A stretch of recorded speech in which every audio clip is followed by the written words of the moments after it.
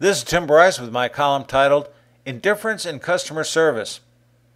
Customer service is generally regarded as the front line for any business. It is their responsibility to service the customer, answer questions, expedite problems, and keep the customer happy, thereby encouraging repeat business.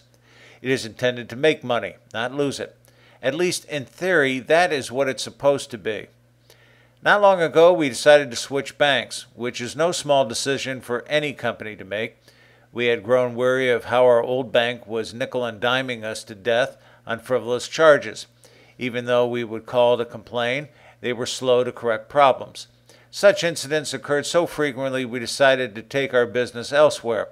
But before doing so, we gave the bank one last chance by telling them if these trivial matters didn't cease, we would be forced to withdraw our account from their bank, to which the customer service rep said indifferently, "Okay." We then exited stage right and opened a new account in another bank, which we have been pleased with so far. A few months after we moved, a manager from the old bank called to say he noticed we had moved our account and what they could do to get our business back. We politely told him it was too late, but he should look into getting some new customer service reps. A similar incident happened with our garbage collection service.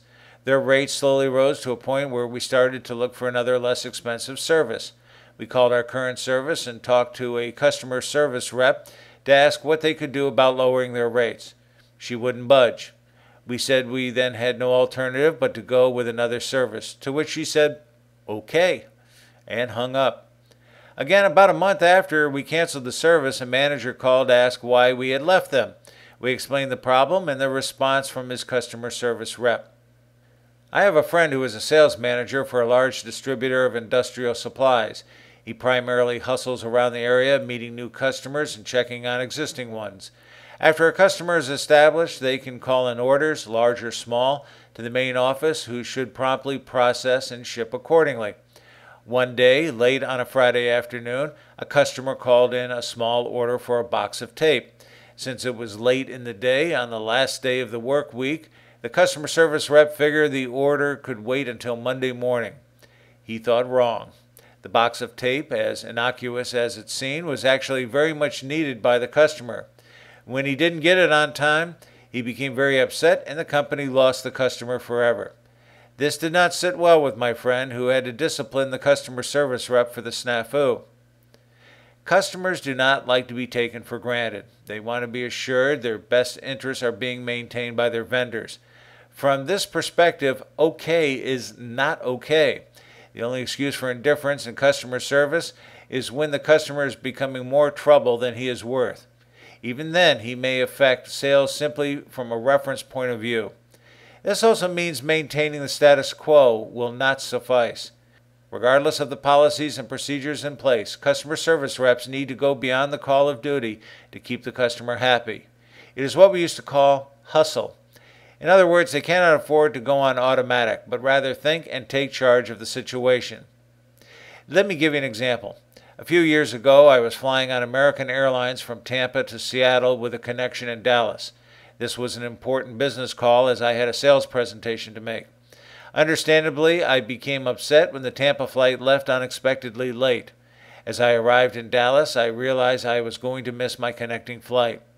Consequently, I was instructed to get in line to talk to a customer service agent, a line which moved painfully slow, and my temper began to rise noticeably. So much so, an older agent read the rage in my face and asked me to step out of line and over to the counter where she was working. Before I could give her a piece of my mind, she raised her hand calmly and said, "Stop. I will take care of you." I explained my problem, and to her credit, she had me rerouted and solved my problem. I found it remarkable how she was able to read me and diffuse the situation. She did it professionally and frankly with a lot of class. So much so, she turned a hostile customer into a happy one.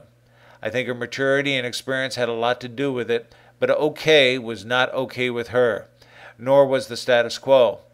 The process didn't solve the problem. It was her personality and socialization skills that saved the day. Friends, keep the faith. This is Tim Bryce in Palm Harbor, Florida. Follow me on the internet at timbryce.com.